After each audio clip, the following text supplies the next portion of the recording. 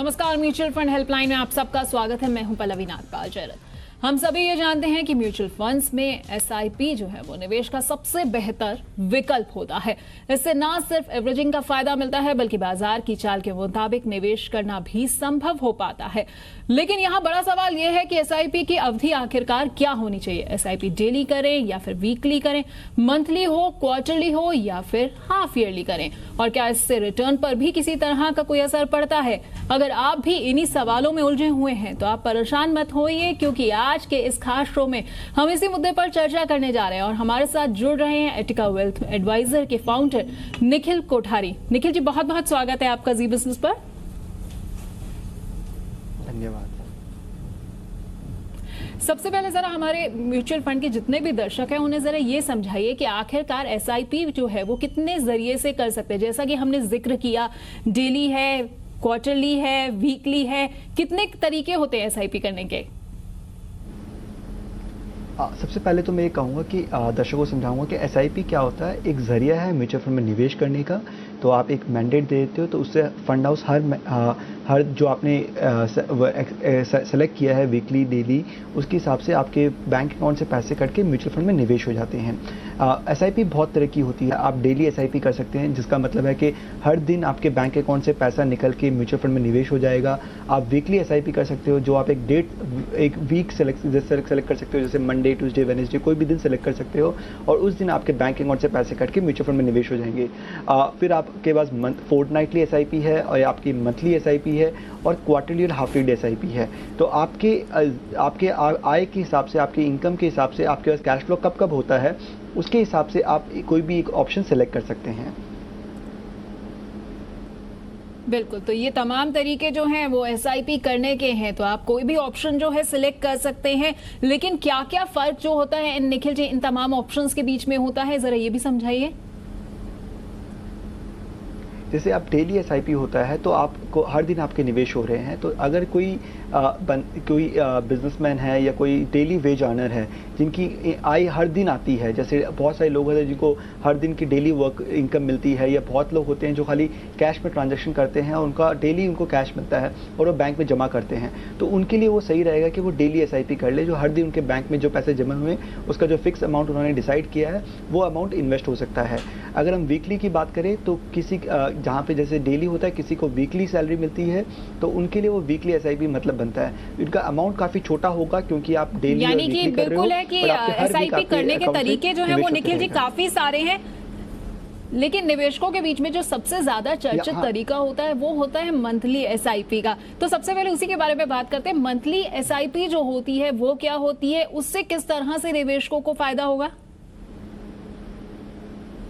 Monthly SIP का मतलब है कि हर महीने एक तारीख आप डिसाइड कर सकते हो, उस तारीख को आपके बैंक अकाउंट से पैसे कट के म्यूचुअल फंड निवेश हो जाएंगे। हमारी जैसे आय हर मंथ आती है, तो वैसे ही हमारा जो इन्वेस्टमेंट होता है वो हर मंथ होना चाहिए। इसका ये फायदा होता है कि अगर मार्केट में उतार चढ़ाव है भी, तो अगर आप हर महीने निवेश कर रहे हो तो जब मार्केट ऊपर होता है तो आप कम यूनिट्स बाय करोगे, और जब मार्केट नीचे होता है तो आप ज़्यादा यूनिट्स बाय करोगे। तो ऑन द लॉन्ग टर्म आपका कॉस्ट काफ़ी एवरेज हो जाता है, और हर महीने आपके अकाउंट से निवेश हो रहा है, तो आपको घबराने की जरूरत नहीं होती कि जो कितना अमाउंट इन्वेस्ट करूँ। आपकी सैलरी है उसके आप अपना देख लीजिए आप कितना सेविंग कर सकते हो, उस सेविंग के अमाउंट के हिसाब से आप अलग अलग फंड में मंथली एसआईपी कर सकते हैं। तो आपकी इनकम हर महीना आती है, तो आपकी एसआईपी भी हर महीना होनी चाहिए। केवल जो डेट डिसाइड करते हैं वो बड़ा ध्यान रखिए कि आपकी इनकम जिस दिन आपकी सैलरी आती है उसके 2-3 दिन बाद एसआईपी की डेट सेलेक्ट कर दीजिए। ये नहीं कि आपकी इनकम 1 तारीख को आ रही है, आप एसआईपी 20 तारीख को सेलेक्ट कीजिए, क्योंकि 20 दिन बेमतलब कि आपके पैसे बैंक अकाउंट पड़े रहेंगे। तो मैं कहूँगा आपकी इनकम जिस दिन आती है उसके 3 दिन या 4 दिन के बाद एसआईपी डेट सेलेक्ट कर सकते हो। बिल्कुल, तो मंथली एसआईपी का गणित जो है वो तो आपने पूरी तरह से समझ लिया, लेकिन निखिल जी मंथली एसआईपी जो है वो किन के लिए उपयुक्त रहती है, यानी कि कौन से ऐसे निवेशक हैं जिनको मंथली एसआईपी चुननी चाहिए? क्या ये नौकरी पेशा लोगों के लिए ही सही है, या फिर जो अपना बिजनेस करते हैं उन्हें भी मंथली एसआईपी ही चुनना चाहिए? देखिए, मंथली एसआईपी मैं कहूँगा कि ये सबसे ज़्यादा लोकप्रिय है और सबको इसको इस्तेमाल कर सकते हैं। अगर हम ज़्यादातर लोग की बात करें तो जो सैलरी इनकम है उनकी हर मंथ इनकम आती है। इंडिया में जैसे कल्चर है कि हर मंथली सैलरी होती है, तो उस तरह से आपको मंथली एसआईपी सेलेक्ट करनी चाहिए। अगर हम बिजनेसमैन की बात करें तो उनके लिए भी मंथली एसआईपी बहुत अच्छा जरिया है, क्योंकि उनको कैश फ्लो पे फिर एक नियंत्रण बना रहता है। नहीं तो बिजनेसमैन नॉर्मली क्या होता है कि एक नियंत्रण नहीं रहता उनके कैश फ्लो में। तो आप मंथली एसआईपी सेलेक्ट करोगे तो आपको पता है कि हर महीने मेरे को इतने अमाउंट बैंक में रखना है, तो उससे इन्वेस्टमेंट होते रहेगा। और सबसे बड़ा फायदा है कि अगर आप मंथली एसआईपी करो तो आपको बहुत बड़ा अमाउंट नहीं लगता। अगर आपको साल का 1,20,000 रुपये डालने हैं तो आपको हर महीने केवल 10,000 रुपये डालने हैं, तो काफ़ी आपके लिए सहूलियत होती है इन्वेस्टमेंट करने के लिए। तो इसको कोई बिजनेसमैन भी हो, कोई सैलरीड एम्प्लॉय भी हो, तो कोई भी जरिए से निवेश कर सकते हो। इवन बच्चे भी अगर माइनर कोई अपने एसआईपी करना स्टार्ट कर सकते हैं तो उनको मंथली पॉकेट मनी मिलती है। वो पॉकेट मनी को उनके पिताजी बैंक में डाल सकते हैं और वहाँ से भी वो एसआईपी कर सकते हैं। बिल्कुल, तो मंथली एसआईपी जो है वो आपके लिए सबसे बेहतर है, क्योंकि जब पूरे साल में एक बार अगर आप निवेश करेंगे तो बेशक आपको वो अमाउंट जो है वो ज्यादा लगेगा, लेकिन मंथली एसआईपी निखिल जी अगर समझा जाए तो बिल्कुल ईएमआई की तरह लगेगा, धीरे धीरे जेब से निकलती रहेगी और शायद पता भी नहीं लगेगा। एकदम सही कहा आपने। जैसे अगर हम बोलते हैं कि छोटे छोटे अगर हम बूंद भरते रहें तो कब ग्लास बन जाएगा, कब पानी पूरा भर जाएगा पता भी नहीं चलता है। तो वैसे ही मंथली एसआईपी है कि छोटा छोटा अमाउंट आपके बैंक अकाउंट से हर महीना चलते रहेगा। तो आपका ये पैटर्न क्या हो जाएगा कि हर महीने आपको ये लगेगा कि इतना पैसा मेरा अलग बैंक अकाउंट से निकल रहा है, तो आपकी जो स्पेंडिंग पैटर्न है वो उस तरह से नियंत्रित हो जाएगी। तो हमें हमेशा ये कहते हैं कि आपको क्या फॉलो करना चाहिए। आपकी जो आय आती है उसके बाद अमाउंट डिसाइड कर लीजिए कि इस महीने इस पूरे साल में मेरे को अपना आय का 20% या 30% कितना सेव करना है। तो अगर मेरी आय 1 लाख रुपए है और मेरे को अगर 20% सेव करना है तो मैं 20,000 की एसआईपी कर सकता हूँ। तो उसके बाद मेरे बैंक में केवल 80,000 रुपये रहेंगे, तो मैं खर्चा भी केवल 80,000 करूँगा क्योंकि उतने ही बैंक में है। अगर हम ये फॉलो नहीं करेंगे तो हमारे सेविंग पे हमारा कोई नियंत्रण नहीं रहेगा। तो मैं कहूँगा कि अगर आप मंथली एसआईपी करते हो तो आपकी जो खर्चे करने की जो पैटर्न है वो भी काफ़ी नियंत्रण हो जाता है और आपको एक फिक्स अमाउंट आपका इन्वेस्ट होते रहता है, जो लंबे समय में आप देखोगे तो काफ़ी बड़ा कॉर्पस बन सकता है। बिल्कुल, तो अगर आप मंथली एसआईपी करते हैं तो कहीं ना कहीं आपके जो खर्चे का पैटर्न है, यानी कि खर्चने की जो क्षमता है उस पर थोड़ा सा आपका नियंत्रण रहता है। लेकिन अब बात करते हैं साप्ताहिक एसआईपी की, यानी कि वीकली एसआईपी की। निखिल जी, अगर कोई व्यक्ति वीकली एसआईपी करता है तो वहां पर क्या क्या परेशानियां हो सकती है, क्योंकि वीकली एसआईपी का मतलब तो बिल्कुल साफ दिख रहा है कि हर हफ्ते जो है वो बैंक अकाउंट से कुछ पैसे कट जाएंगे। देखिए, इसमें केवल क्या प्रॉब्लम होती है कि अगर किसी की वीकली इनकम आ रही है तब उसके लिए सही बनता है। बट अगर हम उसके अलावा देखिए तो अगर आपकी मंथली इनकम आ रही है और आप 4 वीक में डिवाइड कर रहे हो तो अननेसेसरी आपके 3 वीक के पैसे आपके बैंक में पड़े हैं, तो उसमें कोई आपको इंटरेस्ट नहीं मिलता है। दूसरा प्रॉब्लम ये है कि आपके जो बैंक अकाउंट में बहुत सारी एंट्रीज हो जाती है, तो जब एनुअली फाइलिंग करते हो तो आपके लिए काफ़ी प्रॉब्लमेटिक होता है कि इस पूरे एंट्री को इकट्ठा करने में। तीसरा ये सबसे प्रॉब्लमेटिक ये हो सकता है कि कोई भी अगर आपने प्लानिंग सही से नहीं की और कोई भी वीक में अगर आपका बैलेंस कम है और एसआईपी बाउंस हो जाती है तो बैंक आपको अननेसेसरी एक बाउंस चार्जेस लगा देंगे।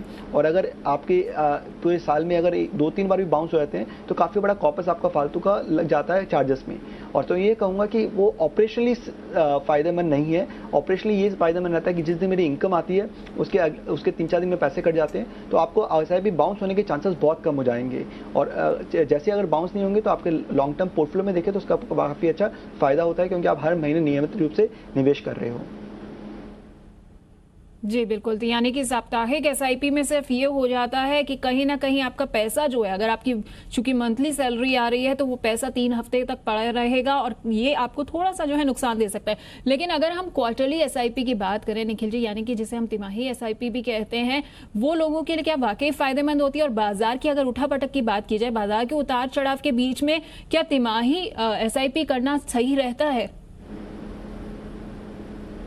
First of all, quarterly SIP again जिसकी मंथली सैलरी उसके लिए सही नहीं होता है।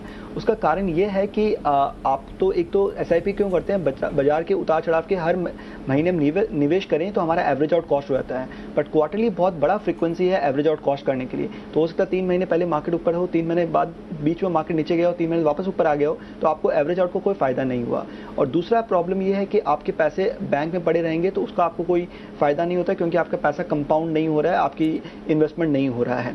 तो क्वार्टरली एसआईपी केवल उन्हीं के लिए अच्छा है जिसका क्वार्टरली इंसेंटिव आता है। तो आप अपनी मंथली एसआईपी कर सकते हो। उसके बाद बहुत सारे सेल्स रिप्रेजेंटेटिव होते हैं जहां पे उनको क्वार्टरली इंसेंटिव मिलते हैं, तो वो उस अमाउंट के लिए एक अलग से एसआईपी स्टार्ट कर सकते हैं जो क्वार्टरली एसआईपी होती है। बट अदरवाइज अगर मैं नॉर्मल एसआईपी की बात करूं तो सबको मंथली एसआईपी लेनी चाहिए, क्योंकि आपका इंटरेस्ट लूज आउट हो रहा है। और दूसरा चीज़ है कि आपके उतार चढ़ाव की ज़्यादा फायदा नहीं हो रहा है, क्योंकि आपका कॉस्ट एवरेज आउट नहीं होगा बहुत शॉर्ट टर्म पे, क्योंकि आप बाजार के उतार चढ़ाव को मिस कर रहे हैं जो इन बिटवीन एक क्वार्टर के हुआ है। बिल्कुल, तो अगर किसी को क्वार्टरली इंसेंटिव आते हैं, जैसा कि निखिल जी ने भी बोला है, वो जो है तिमाही एसआईपी कर सकते हैं, उनके लिए फायदेमंद साबित हो सकता है। लेकिन मंथली सैलरी के साथ जो है आप वो मंथली एसआईपी ही करें, कहीं ना कहीं फायदा आपके लिए रहेगा। लेकिन अगर थोड़े से हम फर्क की बात करें, weekly SIP versus monthly SIP, क्या क्या जो है वो इन दोनों के बीच में अंतर आते हैं, क्या फायदे रहते हैं, क्या नुकसान रहते हैं, निखिल जी? देखिए, अगर हम रिटर्न्स की लॉन्ग टर्म में बात करें तो सब एसआईपी की अगर आप मंथली लो, डेली लो और वीकली लो तो आपके on an average return same आएगा। डिफरेंस ये होता है कि अगर आप डेली एसआईपी कर रहे हो तो आपका कंपाउंडिंग फास्टर होता है एज कम्पेयर टू वीकली, और वीकली में थोड़ा ज़्यादा कंपाउंडिंग होता है एज कम्पेयर टू मंथली, क्योंकि आपका पैसा डे 1 से काम कर रहा है और वीकली में हर वीक काम कर रहे हो तो जल्दी इन्वेस्टमेंट हो रहा है। तो मैं कहूँगा उस तरह से अगर थोड़ा सा अगर हम कॉर्पस की बात करें तो थोड़ा सा फर्क उतार चढ़ाव हो सकता है। डेली में थोड़ा सा ज़्यादा होगा कंपैरेटिवली वीकली, वीकली में थोड़ा सा ज़्यादा और होगा मंथली के लिए। और हम जो वो बोलते हैं एवरेज आउट कॉस्ट थोड़ा सा डेली में बेटर हो सकता है एज कम्पेयर टू वीकली और मंथली पे। बट लंबे अवधि में देखें तो उसमें बहुत ज़्यादा डिफरेंस नहीं है। ये पूरा कैश फ्लो मैनेजमेंट पे हिसाब से होता है। तो अगर किसी का डेली वेज आना है तो उसको डेली करना चाहिए, वीकली सैलरी मिले तो वीकली, नहीं तो मंथली, तो ज़्यादा फर्क नहीं है। बट आपको ये ध्यान रखें आपने डेली एसआईपी की है और अगर आपके बैलेंस नहीं रहा और बाउंस हो जाती है, वीकली एसआईपी की उसमें बाउंस हो जाते हैं, तो आपके लिए बहुत बड़ा प्रॉब्लमेटिक होगा, क्योंकि आपके चार्जेस लगेंगे जो चेक बाउंस के चार्जेस होते हैं। वो कोई बैंक बहुत बड़ा अमाउंट चार्ज करते हैं, 400 से 500 रुपये भी, तो वो आपके लिए बहुत बड़ा नुकसानदायक हो सकता है। और अगर हम ईयरली रिव्यू की बात करें तो आपके जो सीए जब आपकी रिटर्न फाइलिंग करते हैं तो आपकी इतनी सारी एंट्रीज जो आपको अगर दिखानी होगी तो बहुत बड़ा प्रॉब्लमेटिक होता है long term short term capital gain calculate करने में। तो वो सब के कहूँगा कि ऑपरेशनली आपके लिए फीजिबल नहीं है डेली वीकली एसआईपी करने का। बट अगर आपके कैश फ्लोज डेली और वीकली है तो आपको वही करना पड़ेगा। अगर आपकी सैलरी मंथली आती है तो मंथली एसआईपी जरूर कीजिए। बिल्कुल, तो कहीं ना कहीं मंथली एसआईपी करना इसलिए भी फायदेमंद रहता है क्योंकि उसका हिसाब किताब करना जो है वो आप सबके लिए बेहद आसान हो जाता है। और ऐसा भी होता है कि क्या निखिल जी, जो निवेश सलाहकार होते हैं वो मंथली एसआईपी पे क्या हमको पूरी जानकारी देते हैं कि किस फंड में निवेश जो है वो सही रह रहा है या नहीं रह रहा है, लेकिन क्या मंथली एसआईपी की भी जो है पूरी जानकारी निवेश सलाहकार देते हैं? हाँ, अगर आपको एसआईपी जो आप मंथली, आपका ड्यूरेशन से कोई मतलब टाइम से कोई फर्क नहीं पड़ता है। आपका जो फंड सिलेक्शन है वो आपके गोल के हिसाब से होना चाहिए कि आपके गोल के, अगर आपके शॉर्ट टर्म गोल है तो आपको डेट फंड में करना चाहिए, अगर आपके मीडियम टर्म गोल है तो आपको हाइब्रिड फंड में करना चाहिए डेट और इक्विटी का, और आपका लॉन्ग टर्म गोल है तो आपको इक्विटी फंड में करनी चाहिए।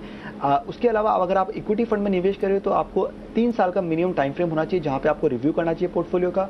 अगर आप डेट फंड कर रहे हो तो आपको ऑब्वियसली एवरी 6 मंथ्स आप इसको रिव्यू कर सकते हो। आपको फंड को आपको रिव्यू करना ही पड़ेगा, चाहे वो आप मंथली एसआईपी कर रहे हो या डेली एसआईपी कर रहे हो। बट आपको टाइम फ्रेम देना पड़ेगा। अगर इक्विटी में निवेश कर रहे हो तो थोड़ा सा लंबा टाइम फ्रेम होना चाहिए निवेश करने का।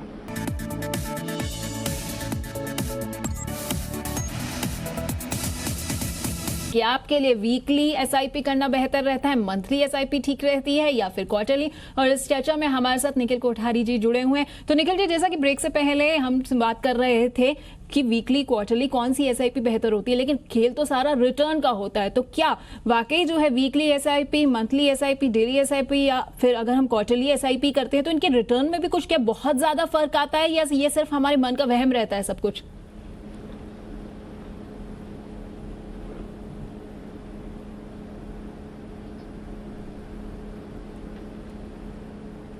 तो एसआईपी के खेल में आप फेल ना हो, इस पर हम जो है आज चर्चा कर रहे हैं और हम आपको ये बता रहे हैं कि आपके लिए किस तरह की एसआईपी जो है वो करना ठीक रहता है। आपके लिए एसआईपी वीकली करनी ठीक रहती है या फिर क्वार्टरली वीक जो है एसआईपी करना ठीक रहता है, या फिर आप तिमाही एसआईपी भी कर सकते हैं। लेकिन जैसा कि निखिल जी ने जिक्र किया कि चूंकि अगर वीकली एसआईपी करते हैं तो कहीं ना कहीं अकाउंट में जो है वो पैसा रहे या ना रहे, इस चीज का आपको खास ख्याल जो है वो रखना पड़ता है। लेकिन अगर आप मंथली एसआईपी करते हैं तो चूंकि सैलरीड क्लास ज्यादातर लोग होते हैं जो एसआईपी करते हैं या फिर बिजनेस से जुड़े हुए लोग होते हैं, उनके लिए लिए मंथली एसआईपी करना कहीं ना कहीं बेहतर रहता है, क्योंकि इसमें जो है काफी सही रहता है। सैलरी आपकी हर महीने आती है, तो ऐसे में एसआईपी जो होती है अगर आपकी हर महीने जाएगी तो वो आपको ज्यादा फायदा देगी और उसमें जो है आपको ज्यादा हिसाब किताब भी नहीं रखना होगा। खैर, इस बीच में ये भी हम आपको बता देते हैं, निखिल कोठारी हमारे साथ जुड़े हुए हैं और अगर आपके मन में भी कुछ सवाल उठ रहे हैं तो हम आपके सवाल जो है अपने शो में शामिल करेंगे। तो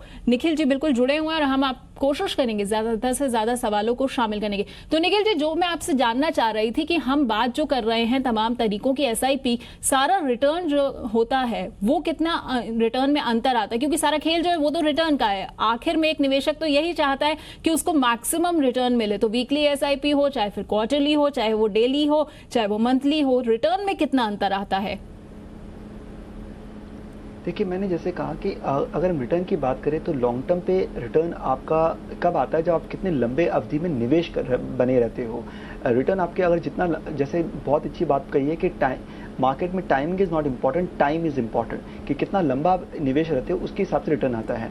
अगर हम शॉर्ट टर्म की बात करें तो अगर आपकी सहूलियत के हिसाब से आप डेली, वीकली या मंथली कोई भी एसआईपी करते हैं, लॉन्ग टर्म पे रिटर्न का बहुत ज़्यादा डिफरेंस नहीं है।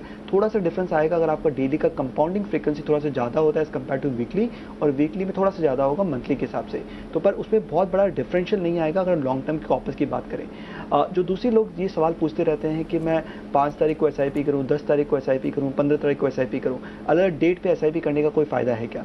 अगर हमने 10 साल का स्टडी किया है और पिछले 10 साल में हमने देखा है कि अगर आप कोई भी डेट सेलेक्ट करते हो, लॉन्ग टर्म पे जो आपका रिटर्न आता है वो केवल कुछ बेसिस पॉइंट, 2 या 3 बेसिस पॉइंट का फ़र्क है और बहुत लंबा फ़र्क नहीं है। पर आप 10 साल का निवेश रहते हो तो आपको 12 से 18% का रिटर्न आ सकता है अलग अलग कैटेगरी के निवेश करने का। तो सबसे इंपॉर्टेंट मैं हर दर्शकों को ये कहूँगा कि जब भी एसआईपी करो तो अपना नज़रिया जो है 7 से 10 साल का रखिए। अगर आप 7 से 10 साल का नज़रिया रखते हो तो काफ़ी अच्छा रिटर्न आ सकता है। आप चाहे डेली करो, वीकली करो, मंथली करो या 5th को करो या 10th को करो, उससे ज़्यादा फ़र्क नहीं होगा। मेन फ़र्क आएगा आप 10 साल निवेश रहते हो कि नहीं रहते हो।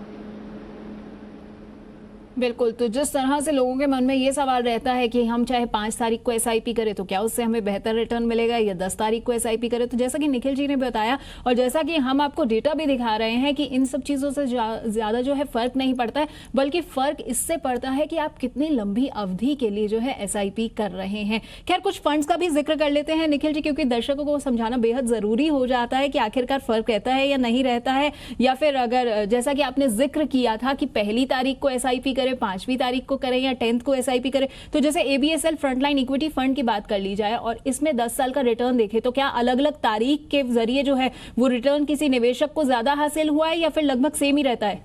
तो जो इसका रिटर्न जो होता है वो बड़ी कंपनियों में निवेश करते हैं तो ये कंपैरेटिवली काफ़ी सेफर होता है। तो वो अगर आप लंबी अवधि का निवेश करें तो आपको 10 साल का 12% का सालाना रिटर्न आया है।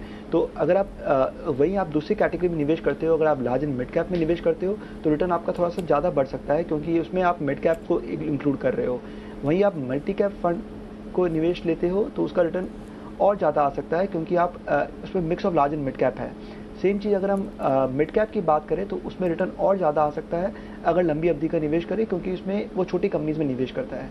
और स्मॉल कैप का अगर हम देखें तो उसमें और ज़्यादा रिटर्न आया है। तो आप किस कैटेगरी में निवेश कर रहे हो उसके हिसाब से आपका रिटर्न आता है, ना कि आपकी किस डेट पे निवेश कर रहे हो। तो आपका जो अवधि, अगर 10 साल का अवधि लेके चले तो आपको अलग टाइम पे काफ़ी अच्छे रिटर्न आए हैं अगर लॉन्ग टर्म का नजरिया लेके देखें तो। बिल्कुल, तो तारीखों का जो है वो इतना बड़ा फेर नहीं है जितना का अवधि का फेर रहता है। खैर, इस बीच में हमारे पास एक सवाल भी आया हुआ है, वो सवाल शामिल कर लेते हैं। अक्षय का सवाल है, इनकी उम्र जो है 29 साल है और ये कहते हैं कि 15 से 20 साल में इन्हें 2 करोड़ रुपए चाहिए और म्यूचुअल फंड्स में जो है फिलहाल ये 9,500 रुपए प्रति माह की एसआईपी कर रहे हैं। तो अक्षय का पोर्टफोलियो मैं आपको बता देती हूँ। आईसीआईसीआई प्रूडेंशियल रेगुलर फंड है इनके पास, एक्सिस कॉर्पोरेट डेट फंड है, Mirae asset India equity fund है, रिलायंस लार्ज कैप फंड है, Mirae asset emerging blue chip fund है, एक्सिस फोकस 25 फंड है और साथ ही कोटक इमर्जिंग इक्विटी फंड है और ICICI Prudential blue chip fund है। तो निखिल जी, अक्षय ये आपसे जानना चाहते हैं कि क्या इनके फंड्स का चुनाव जो है वो सही है या फिर किसी तरह के फेरबदल की जरूरत है? ओके, सबसे पहले मैं ये कहूँगा कि जो आपने अक्षय निवेश किया है वो 2 करोड़ का जो लक्ष्य है उसके लिए आप अभी सालाना मंथली SIP 9,500 कर रहे हैं, 2 करोड़ का अगर आपको लक्ष्य अचीव करना है तो आपको 20,000 की SIP करनी पड़ेगी। फिर मैं इन फंड्स के बारे में आता हूं, तो अगर मैं देखूं तो आपने 8 फंड लेके रखे हैं, वो बहुत ज़्यादा है। एक पोर्टफोलियो में 4 से 5 फंड ही होने चाहिए, वो काफ़ी है डाइवर्सिफिकेशन करने के लिए। फिर आपकी स्पेसिफिक फंड पे आता हूं, जो ICICI रेगुलर सेविंग फंड है, ये एक लिक्विड फंड है। तो ये इसमें पैसा तब डालते हो जो आपको शॉर्ट टर्म के लिए रिक्वायरमेंट है, पर आपने कहा है कि आपको ये पैसे 20 साल बाद चाहिए, तो ये फंड आपके लिए सही नहीं है, इसको आप इक्विटी फंड में निवेश कीजिए। फिर एक्सेस कॉर्पोरेट बॉन्ड फंड जो आपने कहा है, वो एक डेट फंड है जो कॉर्पोरेट में निवेश करता है। अगेन 20 साल का नजरिया है, तो ये फंड भी आपके लिए सही नहीं है, इसको भी आप इक्विटी फंड में निवेश कर सकते हैं। तो आपके एग्जिस्टिंग जो फंड है उसमें आप इसको ऐड कर सकते हैं। Mirae asset India equity fund है, वो एक मल्टी कैप फंड है, इसमें आप निवेश बने रह सकते हैं, काफ़ी अच्छा फंड है, लंबी अवधि में काफ़ी अच्छा रिटर्न दिया है। रिलायंस लार्ज कैप फंड है, प्योर लार्ज कैप फंड है, तो अगर आपको अपने पोर्टफोलियो में थोड़ा सा स्टेबिलिटी चाहिए तो ये फंड को आप कंटिन्यू कर सकते हैं। Mirae Asset emerging blue chip fund एक large and mid cap fund है, तो मैं कहूँगा मेरे एसेट इंडिया इक्विटी फंड आपके पास ऑलरेडी है, तो 2 फंड एक ही फंड हाउसेज नहीं लेके आप इसको दूसरे लार्ज एंड मिड कैप में तब्दील कर सकते हैं, जैसे IDFC कोर इक्विटी फंड हो गया या कोटक इक्विटी अपॉर्चुनिटीज फंड हो गया। एक्सेस फोकस 25 एक फोकस फंड है, इसमें आप निवेश बने रह सकते हैं, और कोटक इमर्जिंग इक्विटी एक मिड कैप फंड है, इसमें भी आप बने रह सकते हैं। ICICI ब्लू चिप को आप वापस रिलायंस लार्ज कैप में दोनों को मर्ज कर सकते हैं। तो मैं कहूँगा कि आप पोर्टफोलियो 4 से 5 फंड पे रखिए और उनमें बने रहिए और 20 साल तक आप इन्वेस्ट करते रहिए। बिल्कुल, तो पोर्टफोलियो में अगर 4 से 5 ये फंड जो है आप रखेंगे तो अक्षय जी आपके लिए कहीं ना कहीं ये फायदा होगा। बहुत बहुत शुक्रिया निखिल जी हमारे साथ जुड़ने के लिए और हमारे दर्शकों को SIP का पूरा फंडा समझाने के लिए। तो आज की खास पेशकश में इतना ही, लेकिन म्यूचुअल फंड हेल्पलाइन में